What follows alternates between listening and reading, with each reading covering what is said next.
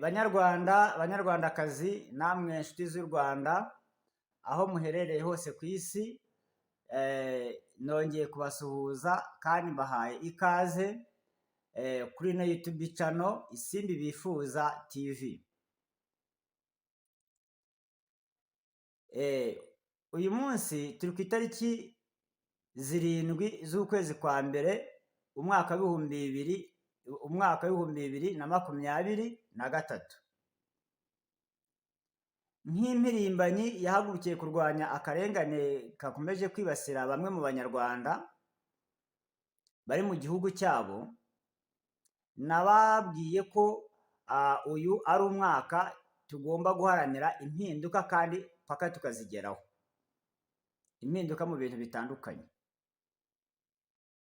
Impinduka yose rero ibishingiye ku mibereho myiza y'abaturage, niyo ngewe nshaka, ni nayo nifuza.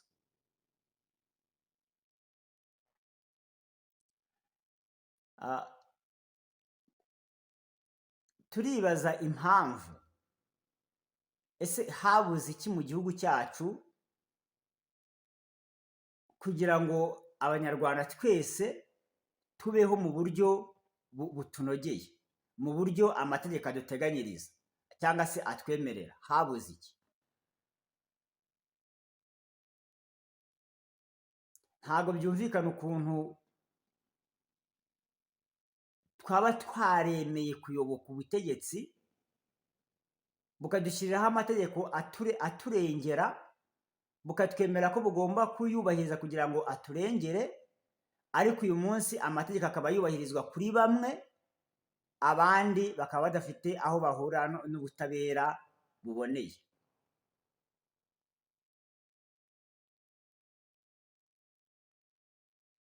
Ntabwo byumvikana ukuntu amategeko arateguye, nubwo navuze ko hari agomba kuba akurwaho cyangwa se akanavugururwa, ariko ariho cyangwa se nayo ngo atari yavugururwa, itegeko riteganya ko iyo itegeko rikiriho riba rigifite ubudahangarwa n'ububasha bwaryo, riba rigomba kubahirizwa uko byagenda kose. None ni ukubera iki amategeko mu gihugu cyacu atari kubahirizwa, bikagira ingaruka ku banyarwanda bamwe na bamwe?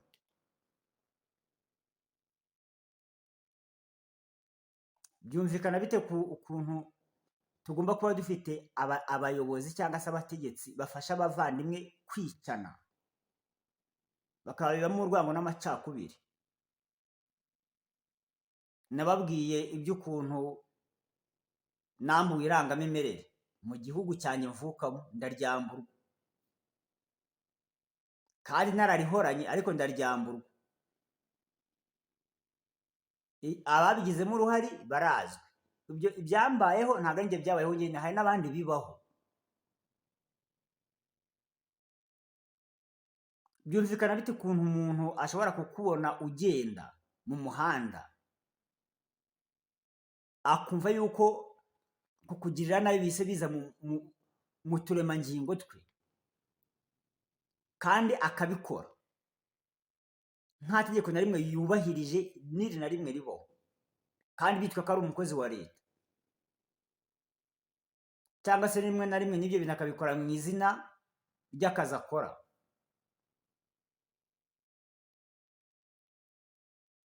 Mu gihe cyose ubuyobozi butuyoboye butarabasha kugaragaza impamvu ituma bamwe mu banyarwanda bakomeje kwiyahura, butarabasha kugaragaza impamvu ituma uburwayi bwibasira ubwonko bukomeje kwibasira bamwe mu banyarwanda bwiyongera, butarabasha kugaragaza impamvu amakimbirane yo mu muryango akomeje gufata intera, butarabasha kugaragaza impamvu mu magereza harimo ubucucike bw'abantu bafunze, babuzwa uburenganzira bwo kwisanzura uko babyumva n'uko babishaka kandi barengana, butarabasha kugaragaza impamvu abantu ikiremwa muntu gishobora kwitwa inzererezi kandi gifite inkomoko y'aho cyakomotse.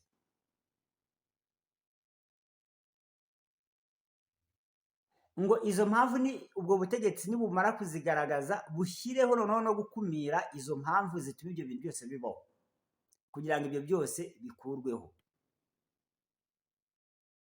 Kandi ibyo bintu bikaba bibangamiye gahunda zose za politike nziza leta yageneye abaturage, yageneye abanyarwanda, bikaba byica ahazaza h'ikiremwa muntu, cyane cyane abo bibaho.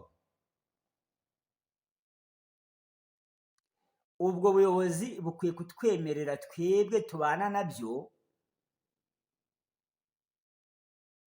tukababwira ibyo tuzi, ibyo tubona, nuko tubona ko ibintu bikwiye kuba bikorwa, kuko ni inshingano n'uburenganzira bwacu.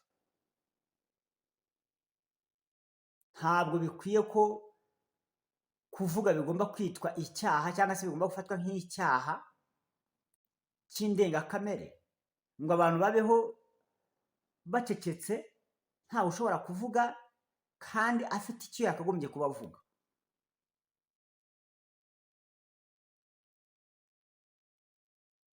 Mu by'ukuri banyarwanda, banyarwandakazi, namwe inshuti z'u Rwanda,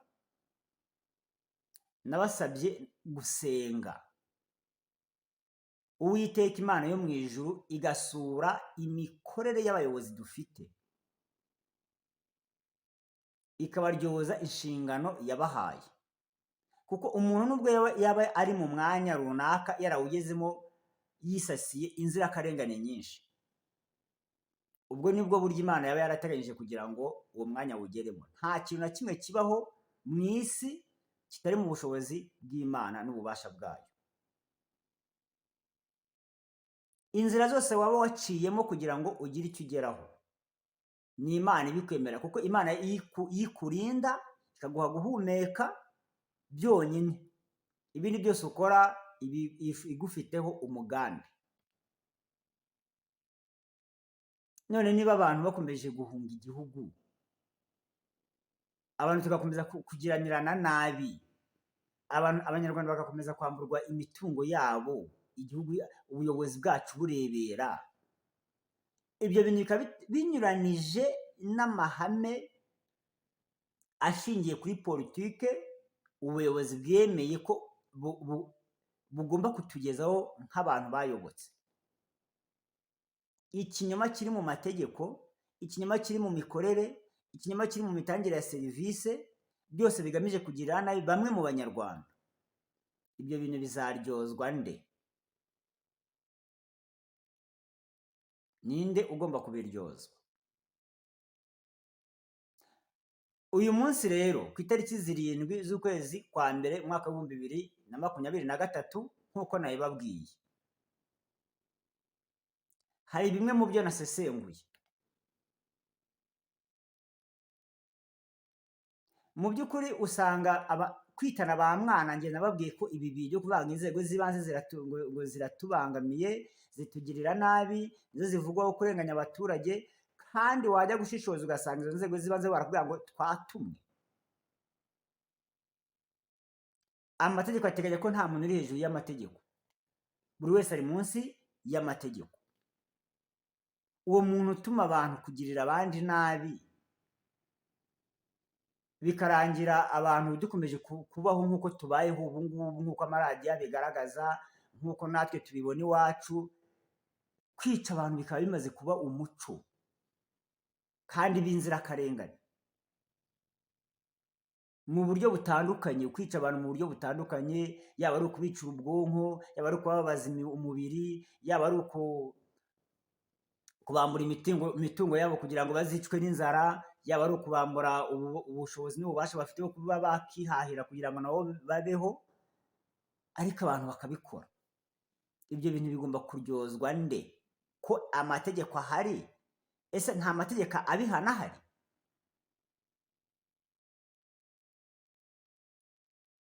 nk'abarambiye rero, ubundi abaturage cyangwa se abanyagihugu bari mu gihugu cyemeye kugendera ku mahame ya demokarasi, umukozi wabo ni umukuru w'igihugu, niwe batora, ni nabo bafite ubushobozi bwo kuba bakuraho. Uwo mukuru w'igihugu niwe ugomba kuba ari shayije cyangwa se yikoreye ibibazo byose byakagombye kuba bigera ku baturage, ibibazo akaba agomba kubishakira ibisubizo nk'uko amategeko abimwemerera. None uyu munsi iby'u Rwanda rwacu biterwa n'iki? Ese umukuru w'igihugu arananizwa? Ese haba haravutse ikihe kibazo mu by'ukuri gituma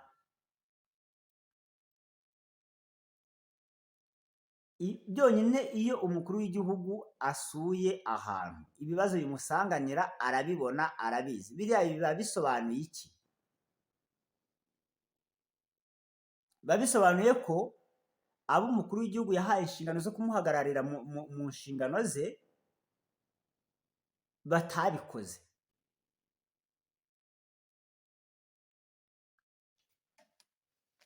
Bityo ntekereza ko umukuru w'igihugu ashobora kuba afite inshingano nyinshi, ariko ibyo byose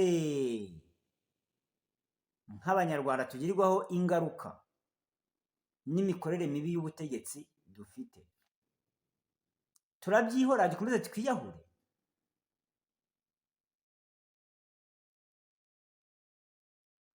Njyewe nababwiye ko nkeneye impinduka, ariko nta ntambara nkeneye. Abanyarwanda bakomeza kugirira abandi nabi n'abakomeza kumva ko bibereye mu munyenga kubera ko bakingiwe ikibaba n'ubutegetsi cyangwa se n'abayobozi bafite imitima nk'iya Kayini cyangwa se bafite imitekerereze igayitse, uko byagenda kose muramutse murebye kure mwakumva ko nta cyiza cy'akarengane, nta cyiza cyo kurenganya umuntu. Akaba rero ariyo mpamvu mvuga nti nifuza ko navuze ko inzego nkuru z'igihugu arizo ngiye kujya mvugaho cyane hafi ku kwezi kose, n'ibinaba na ngombwa uretse no kuzivugaho nzakoresha n'ubundi buryo butuma icyifuzo cyanjye kigera kuwo kigomba kuba kireba.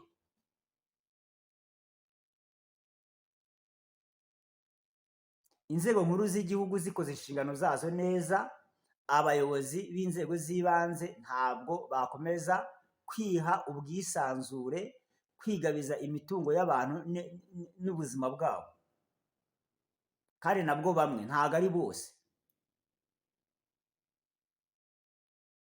ngo bikomeze kubakururira akaga gakomeye cyane kabaganisha ku rupfu. Ibyo bikaba binyuranije n'ibyo batwemereye. Niyo mpamvu rero hano ubundi itegeko riteganya ko itegeko nshinga rya repubulika niryo rikuriye amategeko yose.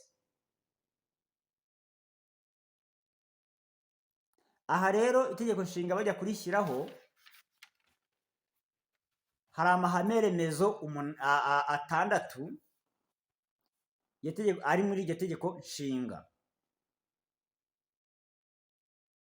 ku buryo izindi ingingo zose z'amategeko zishingiye kuri ayo mahame. Hanyuma iryo tegeko nshinga riri mu biganza by'umukuru w'igihugu, niwe ufite inshingano zo kumenya ko iryo tegeko nshinga ryubahirizwa, ibiri kubemo byose cyangwa se bitubahirizwa. Iyo byubahirizwa akazi ke aba agakora neza, iyo bitubahirizwa itegeko rimugenera icyo agomba gukora kugira ngo ibirimo byubahirizwe uko byagenda kose. Ni nabwo buryo umukuru w'igihugu afite bwo kurinda abaturage cyangwa kurinda abanyarwanda. kureba gusa yuko ingingo z'amategeko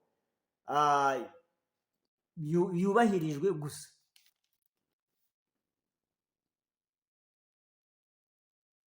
Hanyuma rero muri ayo mahame atandatu aboneka ku mutwe wa 3 w'itegeko nshinga rya Repubulika y'u Rwanda, igira iti amahame remezo no kwishakamo ibisubizo, mu ngingo yaryo ya 10 haravuga hati leta y'u Rwanda yiyemeje kugendera ku mahame remezo akurikira no gutuma yubahirizwa. Ayo mahame rero ngaya muyumve, ndajya ndivuga hanyuma turebe koko niba koko iryo hame ndajya najye ngira icyo ndisobanuraho.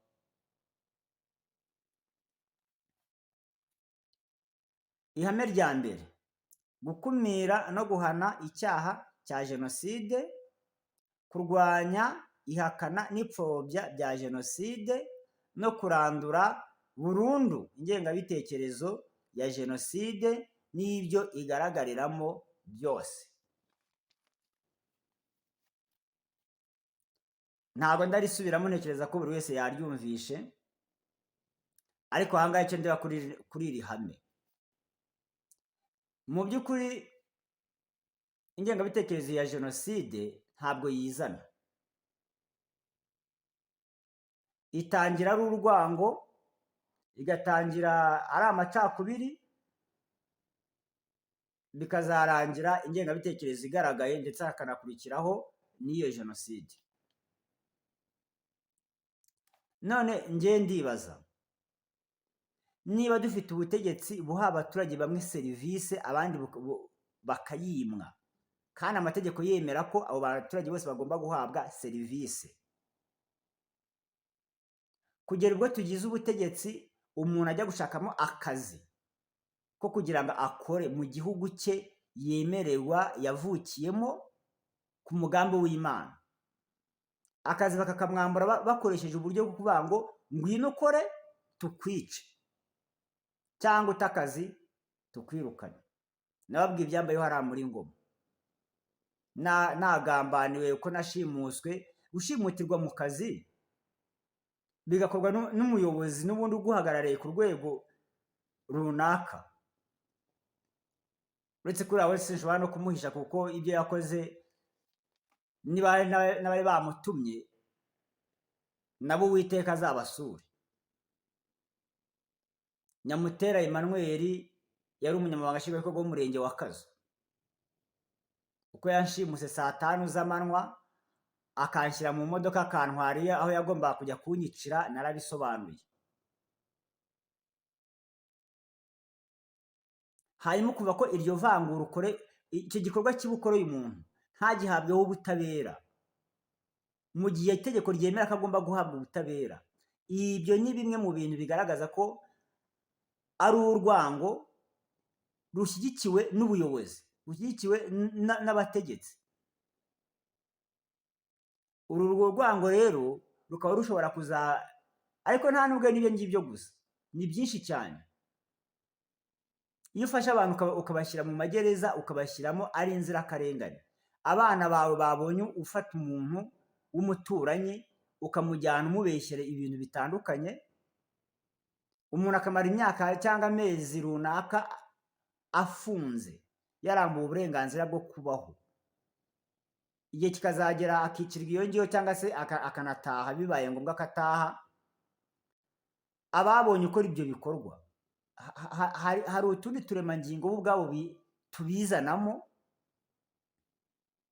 dushobora kuba twaba umuco mubi wo kugukurikiza muri ibyo bintu uba wakoze, cyangwa dushobora kuba twaba undi muco wo kumva ko guhangana nawe kugira ngo ibyo bintu utazabikomeza kubikora aricyo kintu bishyizemo cyangwa se bagomba guharanira.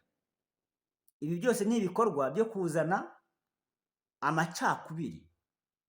Iyo amategeko atubahirizwa ku bantu kimwe, ibi njye nemera ko ni ibikorwa bishobora gutuma habaho indi jenoside cyangwa intambara. Bityo rero nkaba mvuga ko nsaba ko amategeko niyubahirizwe buri wese mu nshingano ze, kandi nasabye ko akarengane kamaze igihe, aho kugira ngo leta ipange ibindi bikorwa igomba gukora, nimanze ikarebeho, imanze ikarangize, kubera ko niko kari kugira ingaruka zikomeye cyane.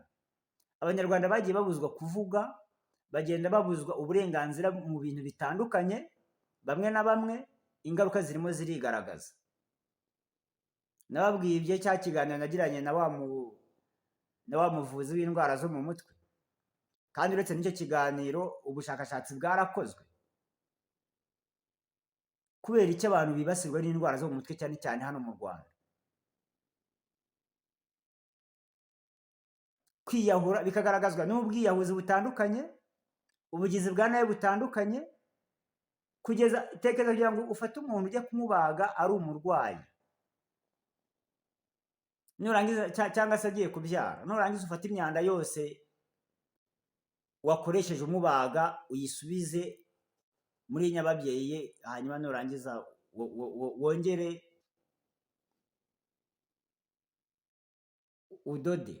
umudoderemo imyanda yose, amapamba n'ibiki byose ubishyiremo. Ibi ntabwo bikorwa n'umuntu muzima. Reka tubireke twigire ku yandi mahame, ariko ntekereza ko icyo kintu kiracyumvikana. Ihame rya kabiri: kurandura burundu ivangura n'amacakubiri bishingiye ku moko, akarere n'ibindi, no gushyira imbere ubumwe bw'Abanyarwanda. Ibyo byose namaze kuvuga hejuru, imikorere y'ubutegetsi bwacu, aho umuntu ajya gupiganira akazi bakakamwima bakagaha undi, n'ugize amahirwe yo kukageramo bikaba kugakora ngo wumve ko ufite umutekano wo gukora akazi kawe mu gihe cyose wumva ushaka, bikaba bidashoboka. Byose bibangamiye aya mahame arimo hano ndimo ngenda mbasomera. Katwigire ku ihame rya gatatu: gusaranganya ubutegetsi nta bwikanyize. Iyo ni ingingo y'abanyepolitike, ntacyo ndayivugaho cyane,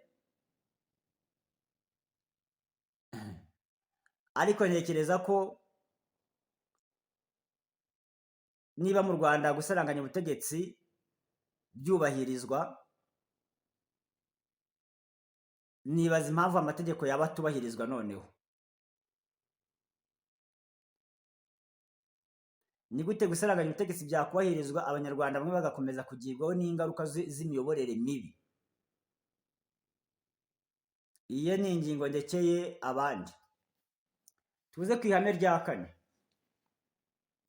kubaka leta igendera ku mategeko n'ubutegetsi bwa demokarasi, ishingiye ku buringanire bw'Abanyarwanda bose n'ubw'abagore n'abagabo. Abagore 30% by'imyanya ifatirwamo ibyemezo. Aho wenda, ariko kubaka leta igendera ku mategeko, mu by'ukuri koko iyi leta twubatse yacu igendera ku mategeko? Yakagendeye ku mategeko, ntago abantu twagombye kuba tugera ku rwego rwo kwiyahura. Mwahoze mwumva hariya muri Ngoma aho abagore ngo bataye ingo zabo ngo bagiye gupagasa. Gupagasa ugasanga niba mu muryango harimo amacakubiri, leta kubaka umuryango bikaba byarayinaniye kugira ngo abantu bumvikane. Ubunyazi, ubwicanyi bikaba bikorwa n'abakozi ba leta, ubutabera bukaba bwaragwingiye. Ubwo murumva ko aya mahame yose uko byagenda kose, niba hari ababona ko yubahirizwa, muri comment ndabikeneye. Ariko niba tubahirizwa bitugiraho ingaruka, kandi dukeneye impinduka. Hashobora guhinduka abatabyubahiriza bakabyubahiriza, cyangwa se bakavaho hakaza ababyubahiriza, nabo nibiba ngombwa ko batabyubahiriza nabo bazavaho, ihame rya gatanu: kubaka leta iharanira imibereho myiza y'abaturage no gushyiraho uburyo bukwiye kugira ngo bagire amahirwe angana mu mibereho yabo.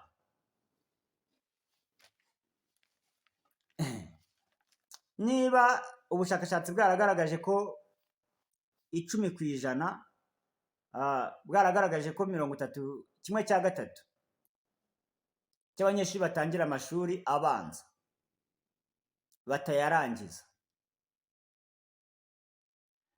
Ubushakashatsi bukagaragaza ko hari abantu bangiririzwa imitungo yabo bakamara igihe kirekire birukanka ku ngurane, mu gihe itegeko ryo riteganya ko mbere y'uko imitungo yabo yangizwa bagomba kuba bahawe ingurane.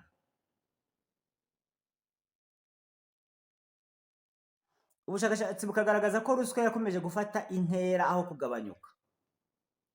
Ubundi njyewe ruswa nyita ikiguzi cya serivisi. Udafite ubushobozi bwo kubona iyo ruswa nta serivisi ahabwa. Kandi ibimenyetso birigaragaza. Niba abantu biyahura, abantu bakicanaho kugira ngo bagane ubutegetsi, aho wambura umuntu amafaranga 200 cyangwa 300 akajya gushaka icyuma akaza akakigutera akakwica, ari amafaranga 200 atavuyemo n'idolari, biba bigaragaza neza ko imibereho yabo iri ku rwego rugayitse itegeko ritabateganyiriza kuba barimo. Ubundi se umuntu yagira imibereho myiza gute mu gihe afite abantu bamuhimbira amadosiye akajyanwa muri gereza, yagezwayo aho kugira ngo arindirizwe ubutabera akicwa, aho umuntu ashobora gufungwa igihe kirenze igiteganywa n'amategeko? Hanyuma mumbwire ahantu azahurira n'aya mahame yose ndimo mbabwira kugira ngo ayaronkemo ubuzima. Ihame rya nyuma ariyo rya 6: gushaka buri gihe umuti w'ibibazo binyuze mu nzira y'ibiganiro n'ubwumvikane busesuye. Iyi nayo ni ingingo y'abanyepolitike, iyi ni ihame ry'abanyepolitike, nabo wenda hari igihe ryazabafasha. Ariko icyo nasaba leta, abayobozi bacu bafite mu nshingano zabo kohereza aya mategeko, ni uko bashakisha ikintu cyose cyatuma aya mahame ari mu itegeko nshinga yubahirizwa. Hanyuma rero ibi bintu byose kuba bitubahirizwa, cyangwa se aya mahame kuba atubahirizwa, kuba amategeko atubahirizwa, bikagaragazwa n'ibimenyetso nagiye mbabwira n'ibiri iwacu, imanza zidindirira mu nkiko, amadosiye ahimbwa uko angana, n'ibindi byinshi cyane, aho abantu bamburwa amahirwe yo kubaho, bakamburwa imirimo, bakamburwa uburyo bwo kuba bakora bazamura ubumenyi bwabo ngo bagere ku rwego rwo kuba baharanira nabo imirimo ikomeye. Ibi byose navuze nti niba hakomeje gukomeza kubaho kubyirengagiza, kandi abagomba kuba babyubahiriza bahari banahembwa imitungo y'abaturage cyangwa se imisoro y'abaturage nk'uko amategeko abibemerera, byagenda bite? Aha rero muri iryo tegeko nshinga n'ubundi umukuru w'igihugu afite mu nshingano ze kugira ngo arebe ko agire uruhare mu kugira ngo ryubahirizwe.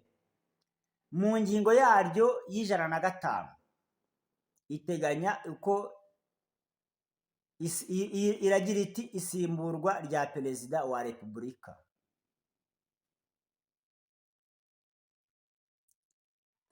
Perezida wa repubulika ahagarika imirimo ye iyo yaciriwe urubanza burundu n'urukiko rw'ikirenga kubera kugambanira igihugu cyangwa kwica bikomeye kandi nkana itegeko nshinga. Iyi ngingo tuyumvikaneho. Icyo ngamije kandi nshaka kumvikanisha, ntabwo ari ugushyira muri gereza umukuru w'igihugu cyangwa se kumucira imanza. ahubwo ni ukumusaba kubahiriza ibyo yatwemereye, kubera ko abayobozi b'inzego z'ibanze baraturembeje. kandi iyo umubaje arakubwira ngo natumwe, mba ngomba kukurenganya. Wajya gushaka abamutumye ukababura, kuko wewe nta bushobozi bwo kubashaka ufite. Niyo wanababona ntacyo wabatwara. Ariko biri mu nshingano za nyakubahwa Perezida wa Repubulika kurenganura abanyarwanda hashingiye ku cyo amategeko amuteganyiriza. Atabikoze rero, kuko ibi yarabirahiriye arabyemeza, bigomba kumugiraho ingaruka uko byagenda kose. Ubwo ababifite mu nshingano zabo kubimuryoza, nawe tugomba kubareba. Buri wese hakagaragara ninde muntu wihishe inyuma y'akarengane kari mu banyarwanda kamaze kuba umuco ukura abantu kuwiteka ubakuramo ubumuntu. Kugeza ubu ngubu ntekereza ko hari abantu benshi bari gukura atari abantu. Sinzi muri Bibiliya ahantu handitse ukuntu Uwiteka Imana ngo yagabanyije imyaka ngo yo kurama kw'abantu, n'impamvu yatumye Imana yigabanya, ngo kwari ukugira ngo batarambira mu cyaha. Kugira imyaka 500 uri umunyacyaha, ukagira imyaka 1000 uri umunyacyaha. Ahubwo Uwiteka aravuga ati noneho reka ngabanye imyaka yanyu izaba 120. Kugeza uyu munsi nta nubwo abayobozi dufite bo barimo barashaka, nta nubwo batuma niyo myaka wenda byibura tugera na 1/2 cyayo, kudukenya, gushaka uko tugomba gukenyuka byihuse, mukatuvutsa ubuzima mutaduhaye. Ibyo ntabwo ari ibintu byo kwihanganira. Okay. Ingo icyemezo gitanga uburenganzira bwo kurega Perezida wa Repubulika mu rukiko rw'ikirenga gifatwa binyuze mu matora ku bwiganze bwa 2/3 by'amajwi y'abagize buri mutwe w'inteko nshingamategeko, imitwe yombi iteraniye hamwe. Ndimo ndasoma itegeko nshinga.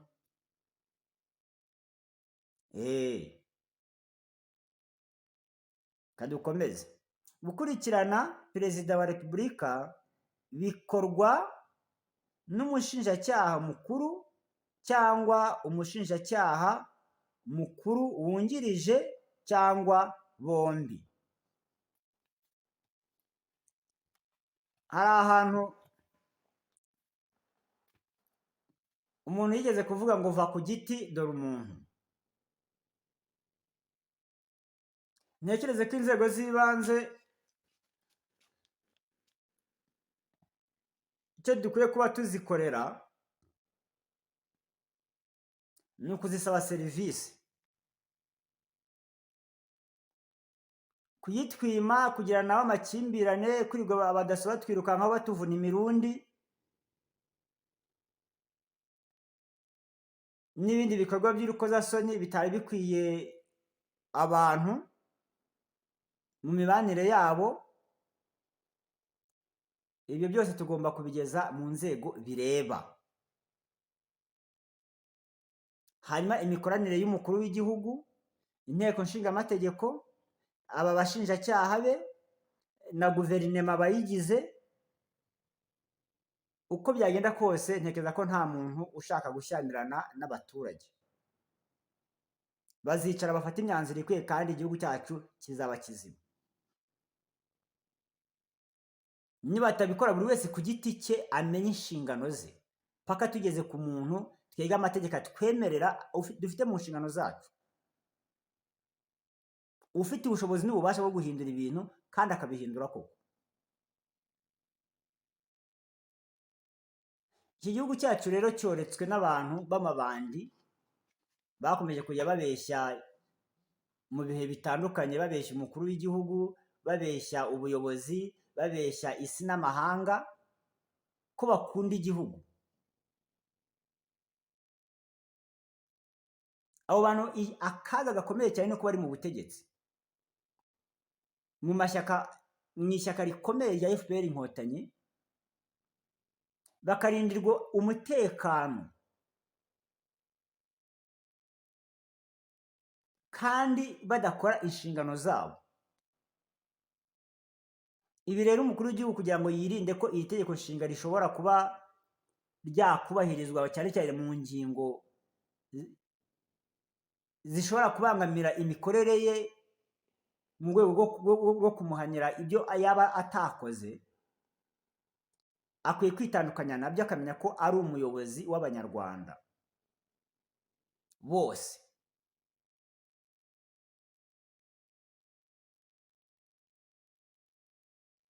Ibintu byo mu by'ukuri tekereza kugira ngo umuntu afate amanota mu kizamini cy'akazi, ibimenyetso bigaragara ko amanota umuntu yahawe ataraye kandi umwanya ugiye guhabwa undi umuntu bakamuvutsa amahirwe yo kubaho. Umuntu akagira umutungo bakawumwambara ku gahato. Nababwiye iby'uruganda rwanjye nambuwe n'umutwe w'abagizi ba nabi wari uyobowe n'uwari umuyobozi w'akagari ka Cyarubare. Ibimenyetso birahari simusiga. Hari mu mwaka w'ibihumbi 2015, ubu tugeze mu mwaka w'ibihumbi 2023. Inzira zose naciyemo njya muri CID, njya mu nteko nshinga amategeko, njya mu biro by'umukuru w'igihugu, inshuro zirenze izari zikwiye iz'amategeko ateganya. Birangira iperereza rikozwe ku gahato, nabwo urubanza baragenda barujyamisha mu rukiko mpanabyaha rwisumbuye rwa Ngoma.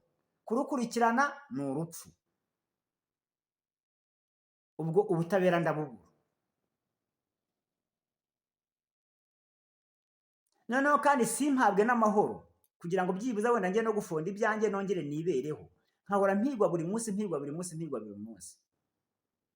Ibi ngibi niba Imana yarandinze, inzira zose naciyemo zibanga ryanjye rikomeye cyane n'Imana yagiye izindindamo.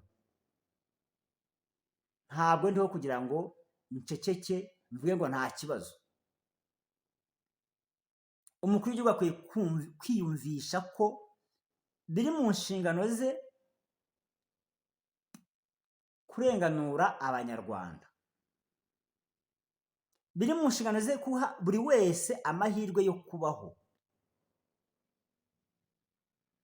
Kubera ko ibi nibikomeza gutya, hari ibisekuru bishya biri kuremwa bizaba ari umwanda mu myaka ikurikiye iyi ngiyi turimo. Bizaba ari umwaku, ukaba ari umuryango w'abantu babona bakavuga ngo dore umwaku uratambutse. Nose niba umuntu akwambuye uburenganzira bwo kubaho mu gihugu, nkanjye nambuye irangamimerere, ndyamburwa narindi ifite, ndyamburwa bitanyuze mu mategeko nk'uko amategeko abiteganya, kugira ngo mbure ikintu cyose gifite aho gihuriye n'iki gihugu kingenera. Iyo ntambutse nkakwa imisoro nk'uko Abanyarwanda hirya no hino bayakwa, yaba ari iyo gucunga umutekano, yaba ari ibindi bikorwa leta iba yateganyije, ntabwo uyanyaka amanza kumenya ko ibyo we nagombye kuba nyakuraho biri mu gifu cy'abayobozi b'abicanyi leta y'u Rwanda yakomeje guha ubushobozi n'ububasha bwo kubaho. Nkamburwa uburenganzira ku mitungo yanjye, nkamburwa uburenganzira ku byo ababyeyi badusigiye, aribyo nagomba gukuraho fondasiyo y'ubuzima, kandi bikagirwamo uruhare n'abayobozi. Abo bayobozi bakaba bakomeje kwigaragambya bibereye aho ngaho gusa, bo barimo barongera imitungo. Imyaka 9, nabwiye ko umwaka ubaye wa 9 ndawubaze. Mu myaka 9 umuntu wari ukoreye wenda tuvuge 30,000 ku kwezi, ubu ngubu amaze gukorera amafaranga niki, amaze kwibaka kugera ku ruhe rwego. Noneho nge bakanarenza no kunyima umutekano aho bamenye ho ndi hose. Ubwo mba mbaye imari abashoboye kwica nk'abadaso nababwiye banyirutse ejo bundi ku itariki 28 z'ukwezi kwa 11 mu mwaka wa 2022, abo baba babonye ikiraka. Hanyuma ku Uwiteka yakomeje kundinda, nanjye nge mu mwobo nihishe. cyangwa ahubwo ngomba kuba ngaragaza ko ndiho n'ushaka noneho. Ariko ntekereza ko ibintu bidakwiye.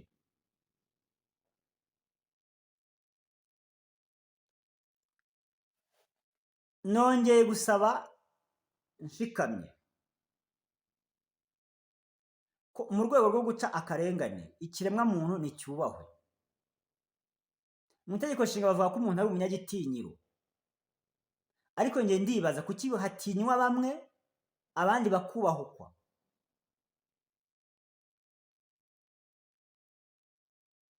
Tuzajya dutinywa n'impyisi zitakibaho, dutinywe n'ibihingwa bidafite ubushobozi bwo kudutekerezaho, ariko abatubonye bose mu muhanda bumve ko babonye imari yo kwica hanyuma bagahembwa.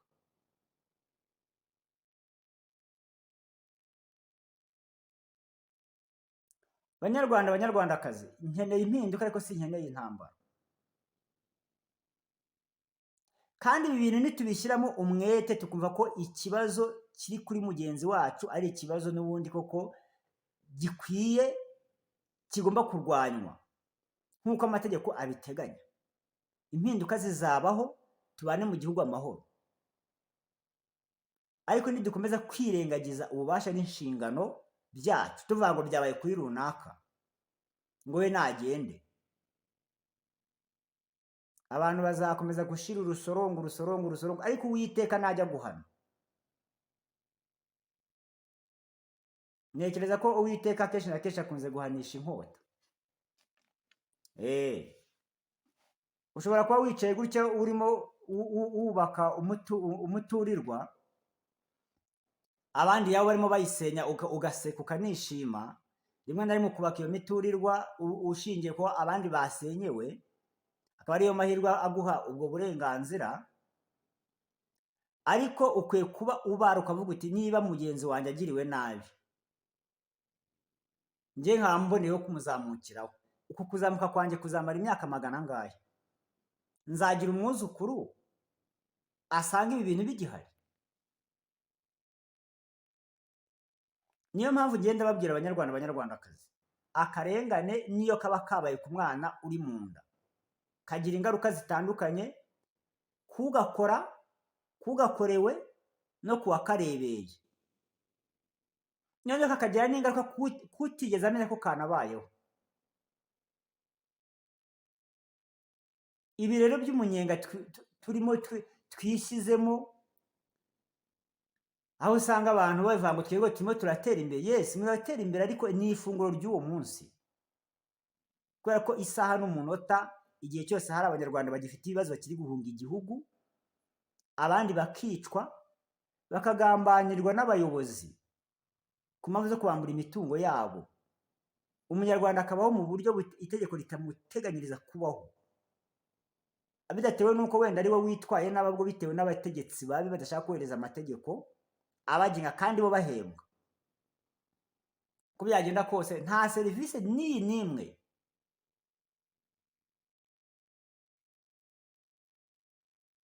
izagenda neza ngo irambe. Njye narababwiye ngo ikibiti kindi mu gihugu gishobora guhinduka umuyonga ku mpamvu z'akarengane gusa. Ariko ntekereza ko ibyo mba mvuga nta nubwo byari bikwiye kuba bifata inyurabwenge iri hejuru cyane. Ni ibintu bifite ibimenyetso simusiga.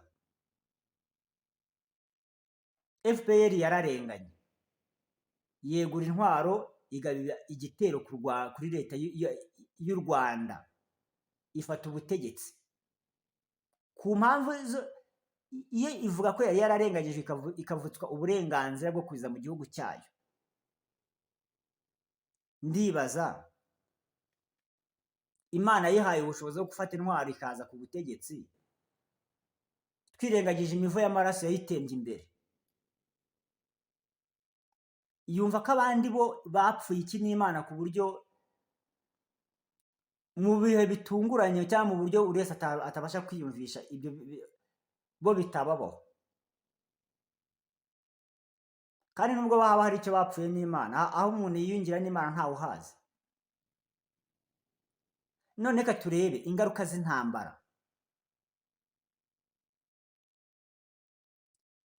N- ntekereza ko ntabwo zo zigarukaho cyane, ibyo bizwi n'abanduta, nanjye ibyo nzi ndabizi, ariko nta kintu na kimwe gikomeye mu isi cyangwa mu gihugu kiruta ubuzima bw'abantu. Niba abantu barapfuye n'uyu munsi umubare wabo ukaba utari wamenyekana, inyamaswa zo mu kirere n'izigenza amaguru ane cyangwa n'izikururuka hasi zikamenya ko ikiremwa muntu cyageze mu kaga, mutekereza ko igikomeye hano mwa kino gihugu cyacu cy'u Rwanda kirimo akarengane kamaze kugera kuri uru rwego buri wese abyibonaho, ari igiki kitakangirika? Uburyo bwiza ngira leta y'u Rwanda inama, cyane cyane uyu mukuru w'igihugu cyacu n'abo bafatanyije kuyobora, kuko navuze ko abayobozi b'inzego z'ibanze uyu nsa nk'uwabasezereye, nzabagarukaho igihe cyabo cyageze, kuko baravuga ngo ni misiyo twahawe yo kukurenganya, kukwica. Twatumwe, ni akazi turimo. Ngira inama rero aba bayobozi, mukora ikintu cyose gishoboka gituma inshingano zanyu muzubahiriza zishingiye ku mategeko. Mwumve ko kurwanya ivangura mbese ari amahame yose n'ingingo z'amategeko n'amateka mwashyizeho, mwicare muzi neza ko ibyo bintu byubahirizwa. Bitubahirizwa mukora ibiri mu nshingano zanyu, igihugu gitunganye. Ese uretse wenda aya mabandi ashenye kino gihugu, nahoze mvuga yibwira ko akunda igihugu gusumbya abandi, kugeza n'ubwo umuntu abonye undi agenda mu muhanda amerwe akamwica, akagira amerwe ameze nk'ay'intare yo kuvuga ngo uramwishe ngo ibye nabisigarana, bagatungwa no guhora bahimbira abaturage b'inzirakarengane amadosiye y'urudaca yo kugira ngo abantu babeho nabi, bagakomeza kubeshya inzego nkuru z'igihugu ko ngo aribo bakunda igihugu. Umukuru, izo nzego nkuru z'igihugu nizititandukanya n'aba bicanyi ngo bazikurikirane kubera ko biri mu nshingano zabo, hari akaga gakomeye cyane mu banyarwanda bose, kubera ko nta kiza cy'akarengane pe, ntacyo.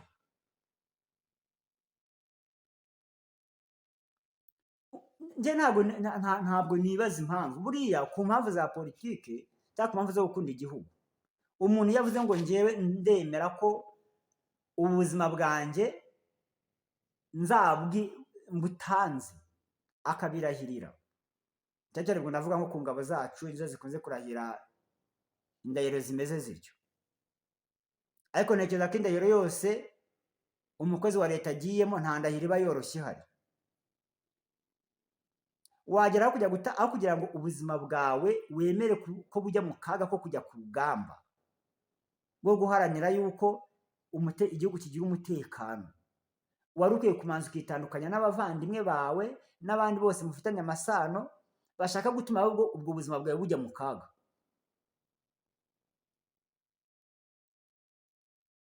Umuntu, icyo nshatse kuba mvuga ni igiki? Niba umwana w'iwawe akaba yakoze amakosa yishe amategeko, ukwiye kubuhagarara neza ukavuga uti iri tegeko wishe iri guhana ngiririya kandi n'iryubahirizwa.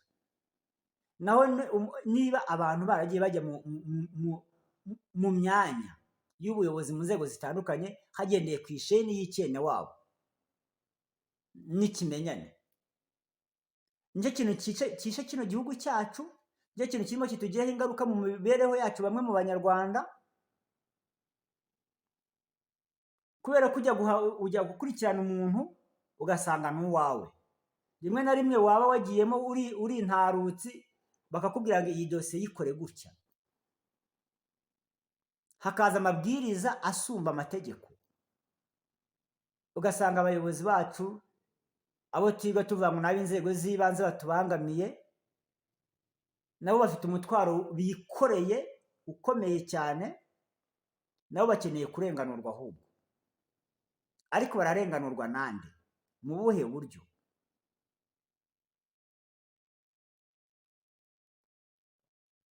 Ibi byose inzego nkuru z'igihugu nizitwumve zidufashe. Ariko ubu ngubu nubwo umuntu yakunda urupfu, ninde muntu wagera ku rwego rwo kwiyahura?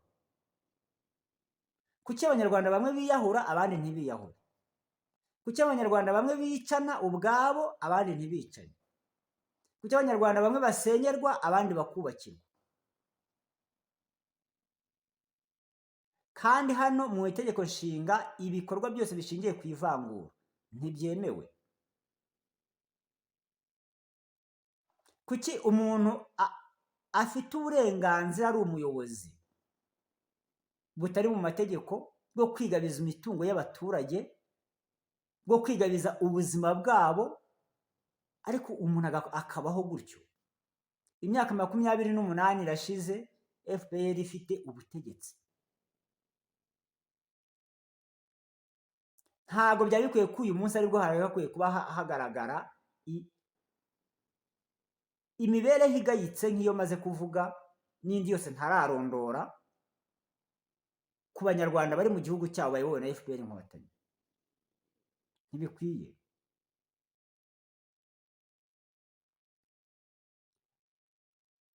Banyarwanda, banyarwandakazi, twitandukanye na baringa yo mu mategeko, baringa yo mu buyobozi. Duharanire kubaho kwacu dufatanyije n'ubuyobozi bwacu, kugeza igihe hazamenyekanira ninde muntu wihishe inyuma y'akarengane kari mu banyarwanda. Ntekereza ko aramutse ari umuntu umwe cyangwa ari itsinda ry'abantu, abanyarwanda twagira uko tubagenza, ariko isi ntiyongere kwangirika ngo habeho intambara nk'izo twavuyemo, habeho ubwicanyi, habeho jenoside. Kandi ibi byose birashoboka ko nitukomeza kurangara, ibi byose birashobora kuba byabaho. Ibimenyetso birigaragaza. Ako habuze iki? Umuntu akazabwira ngo ceceka. Njye nibajije ukuntu abantu mu madosiye yose maze gukorerwa, ubundi kugira ngo uzakorere dosiye umuntu udafite aho ahuriye n'ibyaha uri kumushinja, ni ibintu bivuna, biravuna ku rwego rwo hejuru. Hakoreshwa ingufu nyinshi cyane, bigafata n'igihe. Kandi ibyo abayobozi bajya kubikora baramanje kumiga ngo banyice, inzira zose zizwi n'izitazwi barazifashishije, ariko Uwiteka agakomeza kubereka yuko ari we Mana, ari we ushinzwe kurinda ikiriho cyose ku isi.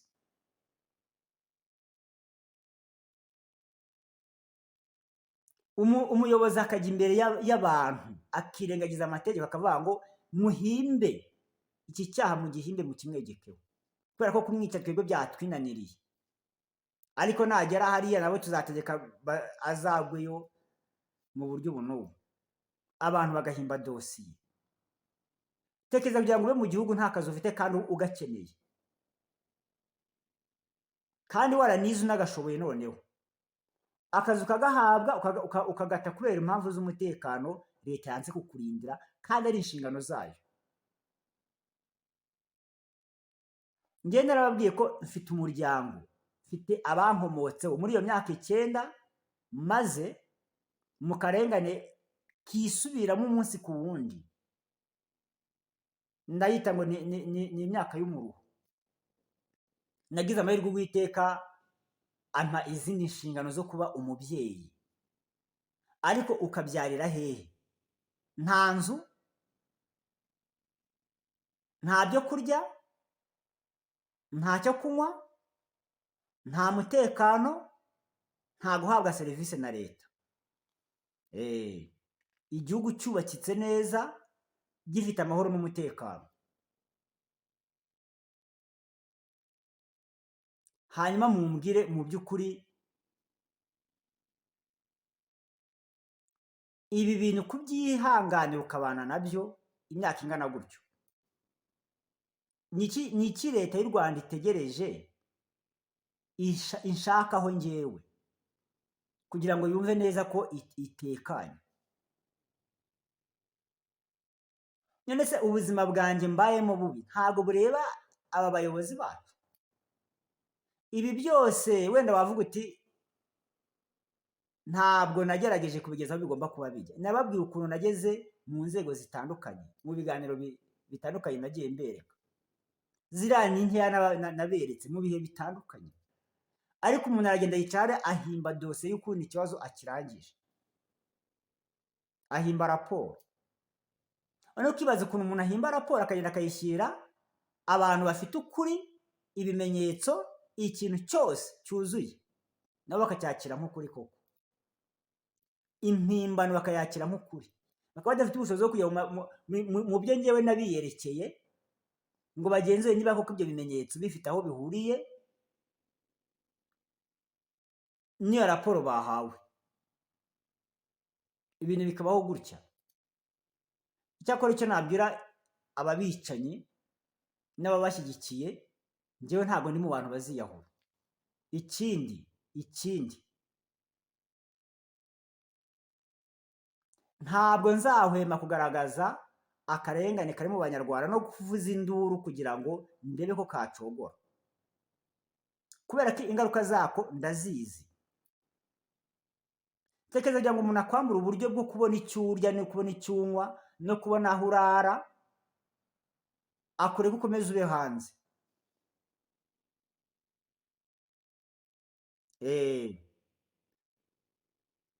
Akwambura n'uburyo bwo kugira ngo upagase ubone icyagutunga. Gutakaza inshuro ebyiri binyuze mu buryo nababwiye buvuga ngo vayo ukore tukwice cyangwa utakaze tukwirukane. Ibyo gusa. Iyo ntaza kugira ubutegetsi bubi bwagiye bungirira nabi mu bihe bitandukanye, ubu ngubu mba afite icyiciro cya 3 cya kaminuza, kuko ni ibintu nari narapanze kandi narayitangiye. Ariko kugeza ubu ngubu nsigaye ndi umwaka imbere y'abanyarwanda bagenzi banjye. Umunyarwanda wese aba afite imyumvire ishingiye ku mitekerereze itagutse. Ubu aha mbonye wese abona ndi umwanzi we. Noneho hakagira n'ibyo nakita ngo ni ibishamuke, kuguha amafaranga gusa ukavuga ngo ndarara mwishe.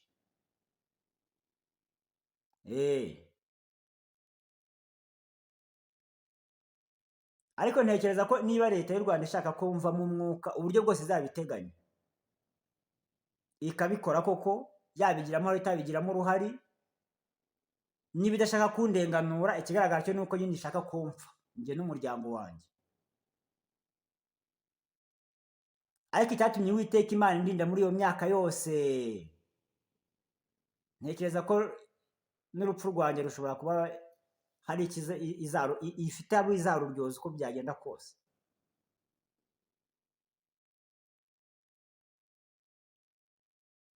Ariko ubu ngubu mu by'ukuri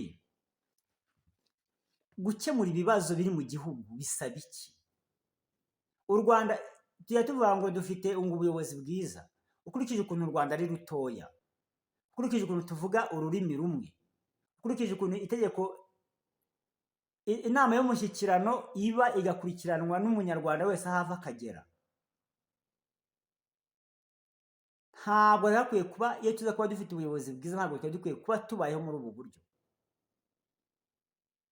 Ese wenda tuvuga u Rwanda rwikubye kabiri da? Ubu nuvuga ko ibibazo rufite nabyo byakiyongera. Banyarwanda, abanyarwandakazi, ntabwo nasoza ntongeye kubasaba gusenga. Ntabwo nasoza ntongeye kubasaba kugira icyo mukora cyose gifite aho gihuriye no kwereka Imana ko muri abana bayo kandi mwaremwe nayo, bityo mugakomeza gutabaza kugira ngo ubumuntu mwambuwe n'ubumana bwabavuyemo atari uko mubwanze, mwambuwe, bibagarukemo. hanyuma duharanire ko icyiza aricyo kigomba kuganza mu mibereho yacu, twamagane ikinyoma. Ariko niba utitandukanyije n'umuntu ukubeshya mu rwego rw'amategeko, ngo witandukanye n'umuntu ukubwira ngo dukore ibingibi runaka apfe kandi uzi ko ari inzirakarengane, ngo witandukanye n'umuntu uhora ategura uko abantu bagomba kwica abandi kandi binyuranije n'icyo we yiyemeje kuba yakorera abantu, ukaba utashobora kwitandukanya n'ikinyoma, mu by'ukuri ubundi wavuga ko uhuriye hehe n'iyakuremye? Niba wumva umuntu ataka ukavuga ngo biramureba, ntekereza ko abavuga ngo birakureba ari abanyabwenge bukeya. Ariko ejo bundi hari wigeze kumbwira ngo ntabwo ari Croix Rouge, ariko natekereje ko niba atari Croix Rouge ubwo yaba ari Croix Noire. Iyo udafite ibyo utabara kugira ngo bibeho, uba ufite ibyo wangiza kugira ngo bitabaho. Kandi ni ukuvuga ngo ibyo bintu ajya kubimbwira, nari mweretse abantu barengana, arangiza ajya kuri WhatsApp aranyandikira ati ntabwo ndi Croix Rouge. Nawe abo yarenganyije arabazi kuko ndamuzi neza, n'amanama yagiye ajyamo, n'ibyo nawe yagiye anambirana mbere yuko nawe ngambanirwa ngo nicwe hariya muri Ngoma, byose nzi neza ko hari icyo abiziho, ariko arambwira ngo ntabwo ndi Croix Rouge. Nanjye ku mutima nti ubwo uri Croix Noire, ubwo nuko nabifashe, ariko ntacyo, ibyo nta nicyo bidutwaye. Dushimire Imana ikiduhaye kuba duhumeka kuko abandi bambuwe ubuzima, hanyuma dukomeze dusenge kugira ngo Uwiteka Imana yo mu ijuru ifashe inzego zacu zihindure imikorere, abanyantege nkeya bahabwe intege nyinshi. Niba guhinduka bidashoboka ziveho, kuko kuvaho ntabwo ari ibintu tugishidikanyaho, kandi baveho ku neza batamanje bamena amaraso ngo bangize n'ibyo bavuga ko bubatse, kuko baramutse baciye mu nzira zo kuvaho mu buryo njye ntifuza, mu by'ukuri twaba twongeye duhuye n'ikindi kibazo kiremereye cyane. Twazahora muri ibi kuzageza ryari? Okay, nshoje mbashimira rero, Uwiteka abarinde, murakoze.